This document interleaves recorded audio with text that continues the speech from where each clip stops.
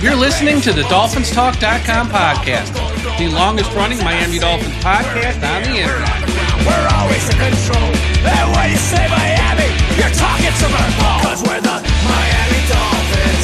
Miami Dolphins. Miami Dolphins #1. Hello, Miami Dolphins fans. How are you today? And thank you for listening to the DolphinsTalk.com podcast on this Saturday, September 20th. I'm your host, Mike Oliva, flying solo today. As we got a few things to talk about here in the wake of Miami's third loss here to open the season, the 0-3 start after they lost on Thursday to the Buffalo Bills in prime time. There's a lot to talk about, actually. We're going to talk about Tua, Mike McDaniel, what is happening with the hot seat of Chris Greer and Mike McDaniel, and the report for me and Rappaport of what Stephen Ross is kind of thinking here. We got just so much to break down with the fallout from this loss. But before we get to any of that, as always, this show today is brought to you by Caneswear. Everyone go to the website, caneswear.com, for the best and most affordable Miami Dolphins apparel on the internet. If you need to buy something, whether it's a hat, a hoodie, a jersey, a sweatshirt, any type of apparel with the Miami Dolphins logo, before you go to any other site, go to caneswear.com. They're the best. They got the best prices. They got all the top of the line stuff, officially licensed stuff of the Miami Dolphins, but at the best price.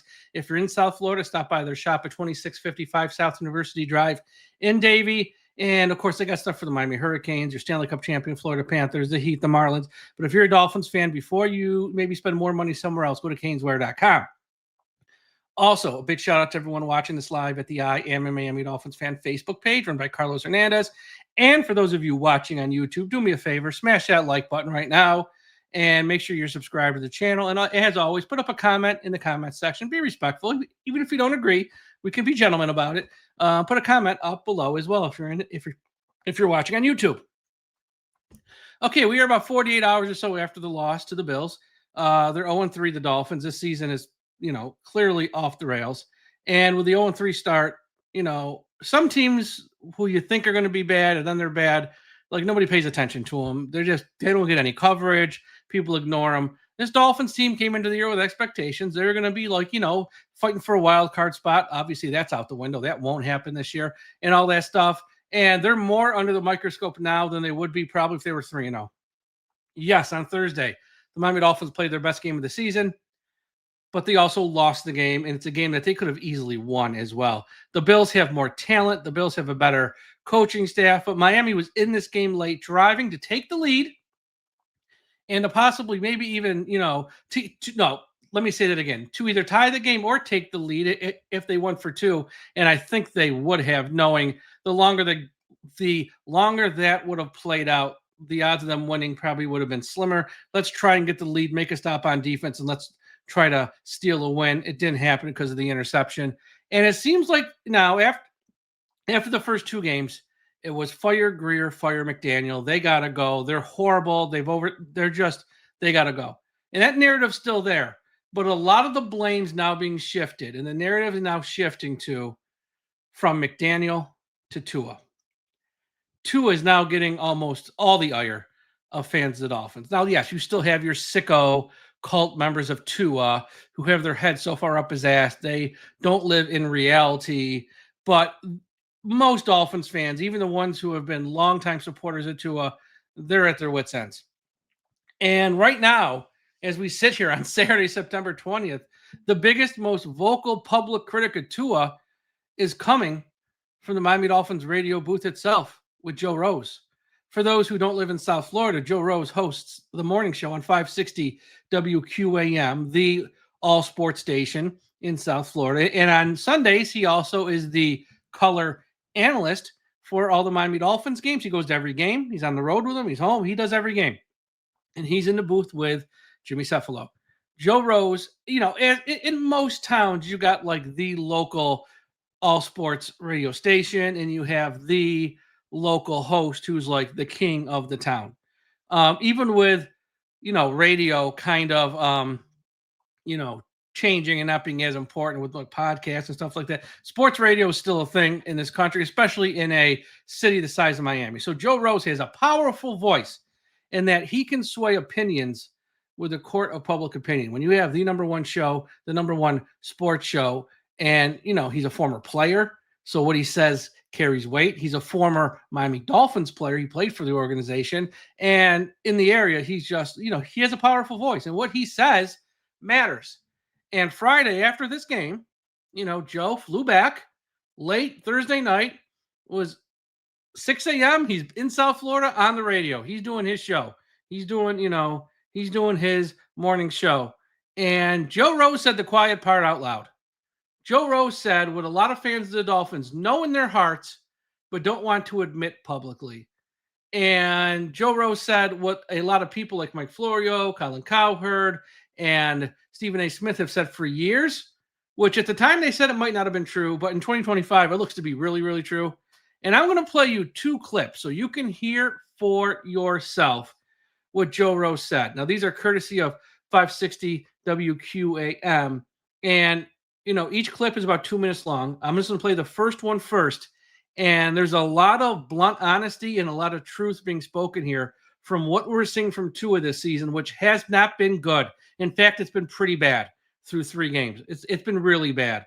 So the first clip of Joe Rose on Friday morning, courtesy of 560 WQAM. I thought Mike's game plan, and the more I watched Tua, I realized Mike's game plan was really good. I'll explain. We can't throw the ball down the field. I don't know what happened to Tua. He threw another one of those whatever that thing is down the middle between 2 guys and came up. I don't know, looked more like a short punt than it did a pass. Missed some throws on deeper routes down the side. I thought Waddle and Tyreek Hill. I thought Tyreek Hill was really good. I mean, he can't throw it to himself. He had another ball that was thrown too far outside and too late because didn't have any zip on it because he doesn't have any zip to throw on it. And it's a problem. Everybody's covering, wondering. I come in here this morning. I just got off the plane and was able to get in here. And I wouldn't have missed this show for all the money in the world. Tua 22 of 34, 146 yards. Yeah. 22 completions, 146 yards because everything we have to throw is short. And I give our guys credit. They actually caught some short passes, and Tyreek Hill, great effort, and Waddle getting separation, both of them, to move the chains. Didn't have big numbers. Didn't have Waddle, Tyreek Hill numbers that we're used to a couple years ago. 5 for 39 and 5 for 49 with some first downs in there. And you're going, Joe, geez. Tyreek Hill, fast man of football, less than 10 yards a catch. Yeah. Hey, man, all he can do is run his routes. Ran some great routes. Waddle ran some great routes as well. And sometimes if things look a little shaky up front, he can't get him the ball. He just can't do it. I don't know what's going on. I could have sworn a couple years ago when he was throwing deep passes and getting them out in front where Tyreek could run under him. I don't know. I don't see those kind of throws anymore. Yeah. A lot of truth there that this is not the same quarterback we saw 2 or 3 years ago. This ain't the same quarterback in 2022. This is not the same quarterback in 2023. That's for sure.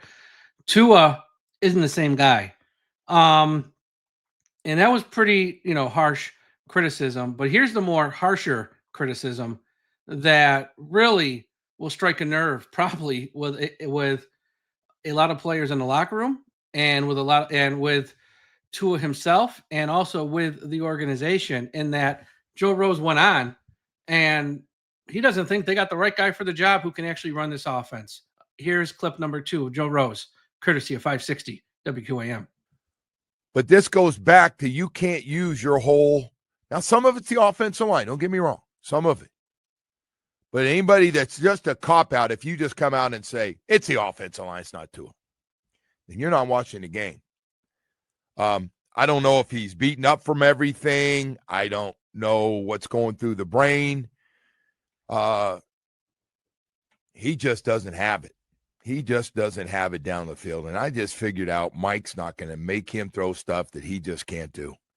And I think Mike's learning this thing that we just started talking about, like on deep throws, they might be short, so get ready to come back. It's kind of like years ago, they go, I'm going to throw it to the outside shoulder on the side. If you're well covered, it doesn't matter. You're going to have to throw the ball, and everybody's doing that. So I don't know if that's going to be a new thing where the quarterbacks, go to throw it to a guy 50, 40, or 50 yards down the field and going to come up 10 yards short or not, or it kind of flutters the way that thing did last night.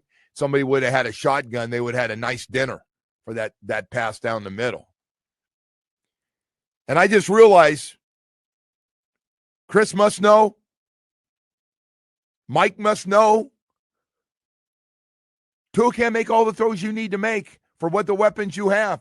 You got too much horsepower for that guy to drive. He can't drive the car. It's got too much horsepower. He can't handle it. Can't handle it. I know everybody, Tua this and Tua that. Tua's our guy. Tua buying Tua jerseys. Not. I watched it. You're going against the guy, and I know I'm comparing it to the guy he's playing against last night, who didn't have his greatest game, but it was damn fun to watch. Watch him zip it around, take off, penalty against him, runs up the middle, comes up about a yard short, on a first or second down after a penalty, and just runs up the middle and slides with that broken nose, although he did take a couple of big hits. Hey, Yeah, I mean, he doesn't have the horsepower to run this offense, meaning he got all the weapons in the world. He can't make it work. And once again, this is coming from a former Miami Dolphins player who collects a paycheck from Stephen Ross and the Miami Dolphins organization. He's saying this, and Joe Rose ain't wrong. Folks, I know Tua's, very popular and stuff, but Joe Rose ain't wrong. We all wanted it to work with Tua. It's year 6. It's not working. He isn't the same player he was just 2 years ago. It could be the injuries. It could be maybe he's taken so many sacks and hits now that he's become a little bit flinchy, which can affect a quarterback. We've seen that with other quarterbacks in the league. Or it could be, and I'm not a doctor, I'm not going to pretend to be one, he's had so many concussions that how fast he processes information on the field is now starting to decline. I'm not saying that's the case. I'm saying it's a fair question to at least ponder and ask and say out loud, say, could it be? I don't know. Something's wrong because he ain't the same guy he was 24 months ago or 36 months ago. Something off. And he might have already peaked as a player in the NFL. He might have already hit his ceiling. But this Miami Dolphins offense in 2025 is 10 yards or under. Every pass is sideways or behind the line of scrimmage. And when they try to throw it, downfield, that's now 10 yards or less. Because a couple times a game, and it truly is just a couple times a game, they try to dial it up and throw it deep to Hill. It looks like Hill's trying to field a punt. It's launched straight up in the air. 3-4 guys are waiting for this thing to finally land. It's just hanging up there, and it's just launched. And it's always underthrown. It's always underthrown. This is guys waiting around for a jump ball. 2 to 3 years ago, that wasn't the case. 2 or 3 years ago, Tua could throw it deep with accuracy.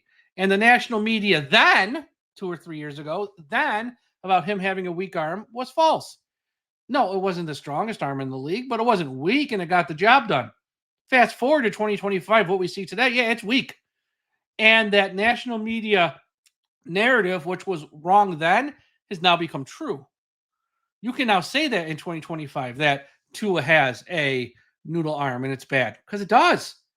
And what Joe Rose said about, maybe Mike McDaniel and Chris Greer know this and know this is the only offense they can run to have any success, throwing it sideways.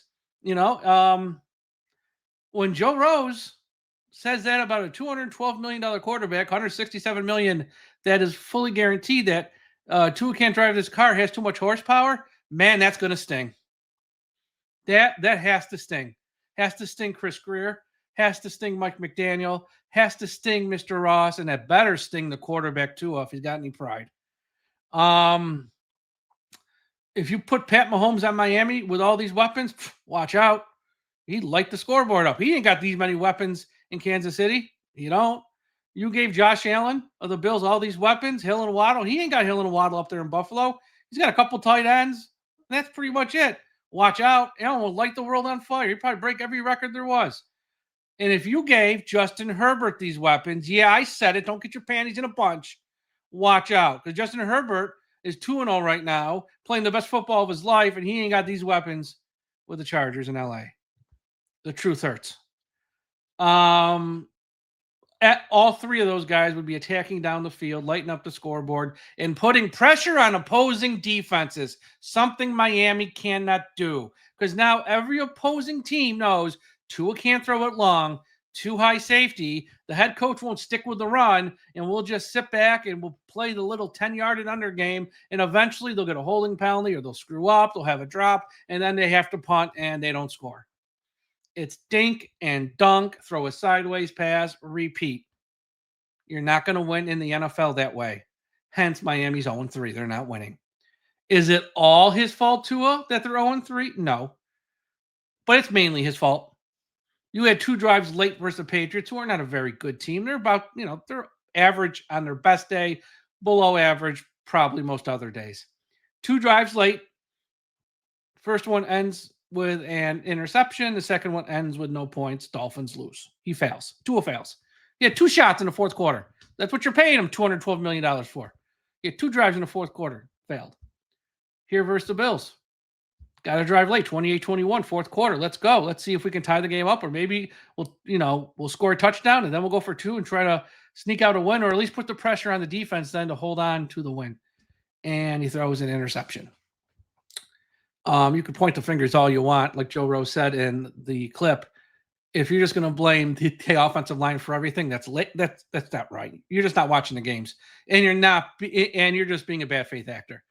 I know the offensive line's not great, but the offensive lines aren't great for every other quarterback in the league. Every team struggles with their offensive line.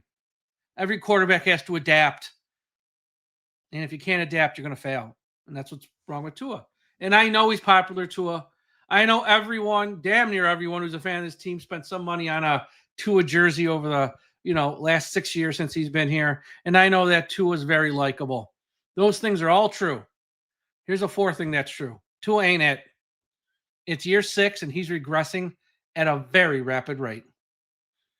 And for those people who are going to, have the lazy takes, point the finger at the coach, point the finger at the wide receiver, point the finger at the offensive line, who are still drinking the Kool-Aid, that none of it's his fault, wake up. You can't be such a jock sniffer that you're so far up his ass that he's beyond any criticism. And right now, all the criticism should be going towards him. Trust me, Chris Greer should be fired. Mike McDaniel should be fired. But Tua is the main reason this team's 0-3. And if this gets to 0-4, if this gets to 0-5, and he continues to throw costly interceptions, there's going to come a point, and it might be sooner rather than later, where they might have to turn to Zach Wilson to get some reps in these games. Possibly start if it gets so bad.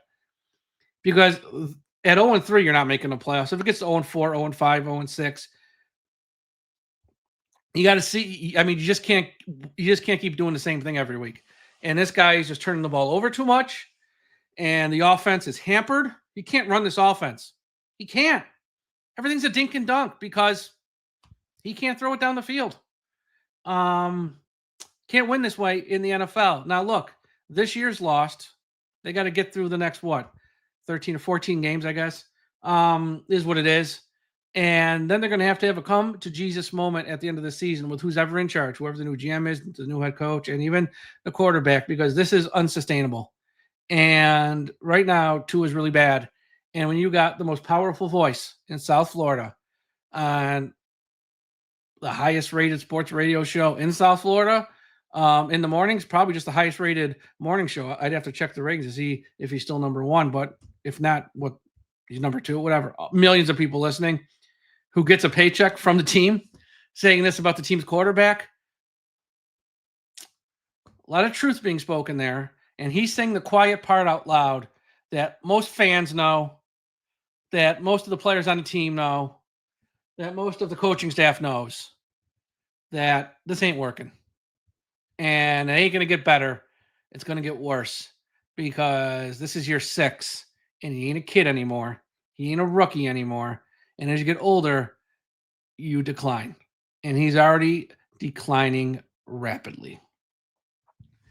All right, before I get to the next topic, real quick, shout out to everyone listening at finheaven.com. Everyone go to finheaven.com, largest Miami Dolphins message board on the internet. Also, make sure wherever you're listening, Apple Podcast, Spotify, iHeartRadio, Audible, YouTube, Podbean, subscribe. We're going to have shows each and every day of the week to get you through next Monday to when we play the Jets on Monday Night Football. Also, mybookie.com. It's Saturday afternoon. I'm watching all these college games. Syracuse, Clemson's in a weather delay. It's killing me right now with Syracuse having a 10-point lead. But mybookie.com. Use the promo code Dolphins and make sure you click the bet back bonus token. And your first bet to $500 is fully covered. What does that mean? If you lose, they refund the money and they let you bet again.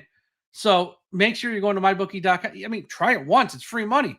Go to mybookie.com, promo code Dolphins, and make sure you click the bet back bonus token. A lot of good games on Sunday. I'll tell you right now, if you're looking for a bet on Sunday, if you're listening to this prior to Sunday, Tampa Bay versus the Jets, number 2 quarterback, Tampa Bay at home.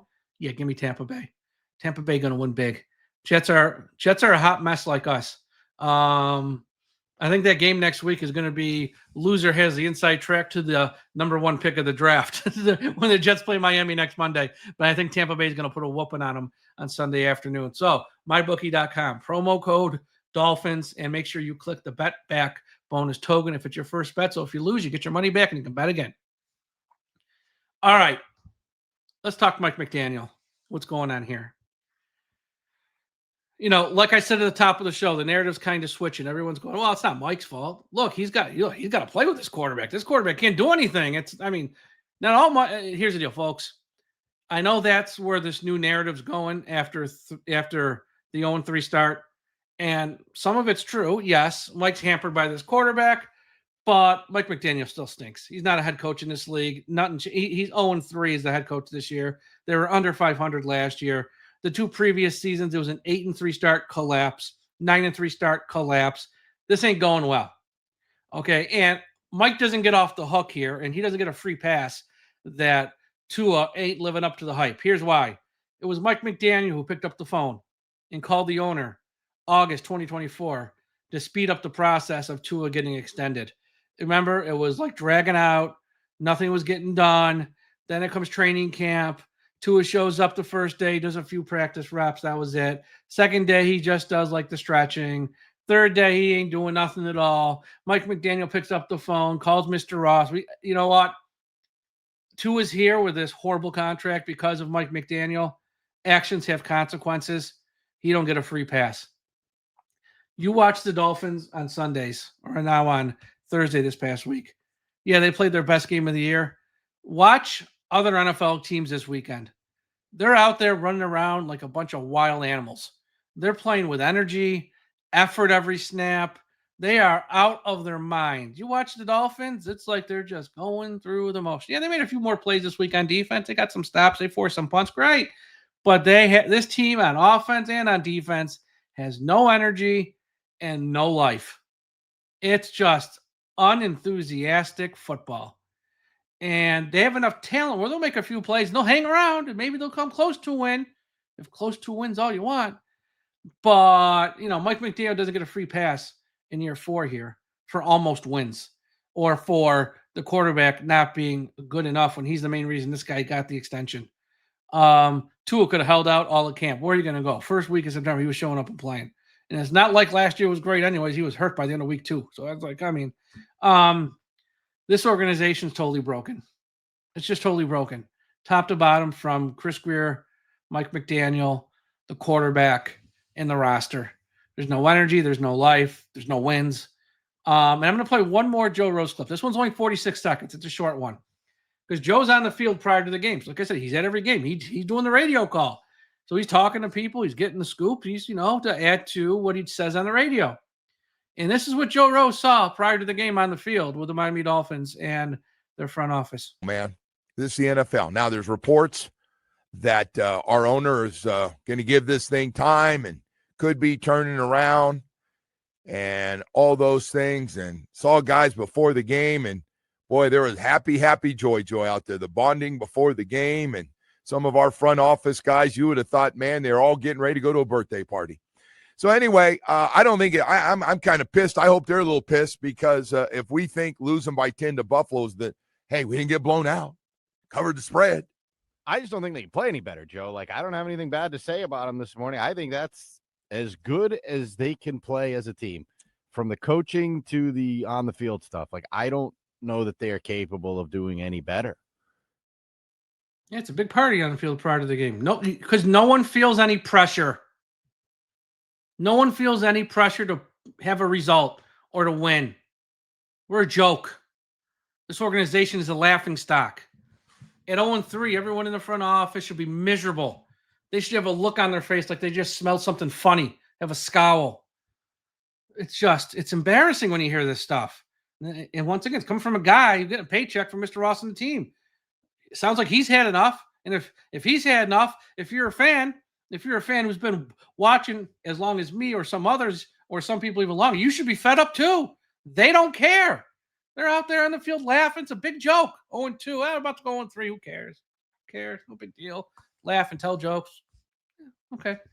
Look, Stephen Ross was never going to fire anyone after the Bills game. I know there was a lot of chatter and noise about that. Unless it was like a 40 or 50 point embarrassing loss. That was never happening. Never happening. But they're going to happen at some point. And I've been telling fans of Dolphins, just, relax. I know everyone wants them to be gone now. Relax. It's coming. You got to have a little patience here. Now, Ian Rappaport, prior to the game on Thursday, for those who might have missed it on Amazon, said, that Ross is showing patience here. He's looking for a turnaround. It's all lip service. It's all bullshit. Ross probably not even saying it. It's probably someone who's close to him is issuing a statement. They're just saying the right things right now. And as I said last week on social media, when Ross said pretty much the same thing in another report, it's pretty much Ross's way of telling the fans, fly your little banners. I don't care. I'll fire these people on my time, not yours. You're not going to force me into firing them, which is kind of what he said last week. But, Ian Rappaport did put a caveat at the end of his report saying Ross is showing patience. He's looking for a turnaround, blah, blah, blah, blah, blah, bullshit, bullshit, bullshit. The caveat Rappaport said at the end, and I quote, if fans stop showing up to the stadium or players stop playing for him, that will alter the situation. Let's just lop out the middle part about the players not playing for him. If fans stop showing up, that will alter the situation. Well, Miami Dolphins fans, you have your assignment. You want change? You want real change. You want to see Chris Greer gone? You want to see Mike McDaniel gone? You want to see a real GM in here who has a new vision? It might pump some life and some optimism into where we're going as a franchise. You want to see a real head coach, maybe someone who's been a head coach before and kind of knows the job. You have your assignment. Don't go to the games. And I know it's tough. It's a lot of money. Fans spend a lot of money on tickets, spend a lot of money on parking. I know some fans from out of town travel in, got flights and hotels booked. Just enjoy a weekend in Miami. Don't mean you got to go to the game. Sell the tickets, some to the opposing fans, and take the money to help pay for your trip to Miami. It's a beautiful place, Miami. There's a lot to do. You don't need to waste 3 hours being miserable at a football game. If you're pissed at Greer and McDaniel, don't go. Stay home. Send that message, and Ross will get the message. It's time for a fan revolution. And a peaceful one. I mean, don't go all January 6th at Hard Rock Stadium. It's a peaceful revolution here. You got to be careful these days. People hear things, they take it to extremes. You know what I mean? Just don't go to the games.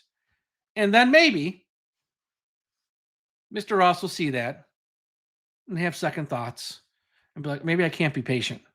Or maybe I got to pull the plug a little bit earlier than I want. And Oof and Doof, who I call Greer and McDaniel, they got to go now.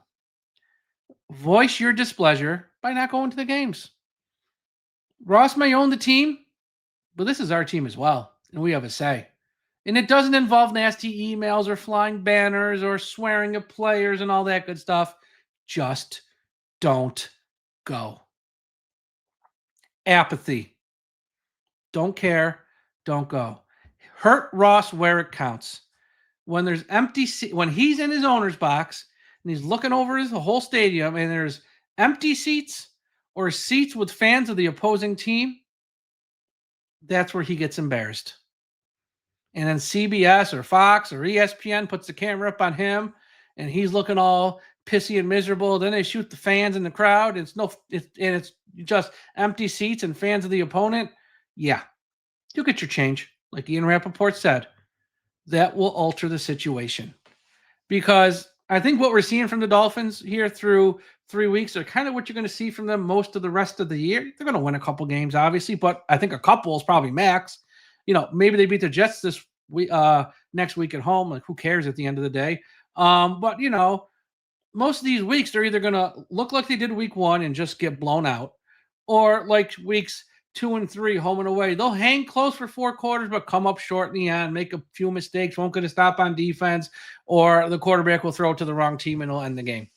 That's who this team is. Yeah, they'll probably beat the Saints at home. They'll probably beat the Jets at home. After that, all bets are off. They're not going to go, when they get to that, I still say, when they get to that stretch of Ravens at home, Bills at home, Washington in Spain, and then a bye week, that bye week, everyone should be packed up, because I think that's when it's going to happen. It's late enough in the year where, Ross won't be blamed for not having enough patience. You went through more than half of the year. You're into mid-November at that point. You're clearly out of it. I mean, they're out of it now, but then they're really probably mathematically out of it. And you can pull that trigger then. And I think that's when it will happen. But Stephen Ross, he don't like firing people. I mean, he's still being sued by the last guy who was fired. So he doesn't want to go through this. And if they, play tough and lose, he might have second thoughts about, let's give Chris Greer and Mike McDaniel one more year. If you want to remove the chance of him having second doubts, don't go. Don't go to the games. Sell the tickets. Give them away to kids. Give them away to charity. Or just don't go. Or sell them to the opposing fans. That's really the way to do it, which I know is cold. But yeah, that's where we are right now. 0-3. It's not good. It's going to get worse before it gets better, unfortunately. And things are as toxic as ever right now in South Florida. They got a mess on their hand, and I don't know how you fix it in season. We said all off season, March and April. What are they doing? I understand you don't want to spend big money, but you can't sign like a $5 million cornerback to at least be like a respectable secondary. You can't go out there and get like a $4 million safety instead of signing guys like Fede Malfano, who's always hurt. And guess what? Missed the game Thursday. Why? He's already hurt. Like, this stuff is so predictable. Like, Austin Jackson's always hurt. Let's restructure his deal so we're tied to him longer. Like, he's the one guy you're going to extend. It's like, or restructure, I should say. James Daniel, who's coming off a major injury. I know it's not the same injury, but it's like, look, none of this is surprising to most level-headed, rational fans. We all saw this coming a mile away, and it's unfortunate, but that's where we are, and we have to live in reality. All right, that's all for today's show. Thank you all for listening, as always. We really do appreciate your support. Even when we're losing, we're going to be here with you each and every day for a show. We'll get through it together because we're fans of this team, and that's what we do. So thank you again for all the support you give us. Also, don't forget Dolphins Talk Extra. If you are really a big fan of ours, we have extra podcasts. We have podcasts that are not about the Dolphins as well. Go to patreon.com/Dolphins Talk. Sign up for $3 a month. It's really cheap. We have a private message board that's way less toxic than like Twitter and Facebook. So you can actually have like a real conversation with other real humans who are fans of the Dolphins. And there's a variety of subtopics. You can talk pro wrestling, Major League Baseball, NBA, movies, television, all that good stuff. And we also have a ton of great contests, and we give away great prizes like autographs, Dwight Stevenson full-size autograph helmet, Jarvis Landry autograph mini helmet, Cam Wake autograph mini helmet. We give away so many great prizes and stuff. So patreon.com/Dolphins Talk for $3 a month. Hey, if you still want to be involved with us, but sometimes not talk about the Dolphins, talk about other things, other hobbies and other interests you have, but sort of, keep one toe in the water with the Dolphins. Dolphins Talk Extra is really the place for you in a season like this. So patreon.com/Dolphins Talk. Follow me on all social media platforms at Dolphins Talk as well. Everyone have a great rest of your Saturday. We'll talk to you again after a while. And still, folks, don't forget, no matter how bad this team gets, we still must put an end to highway profanity.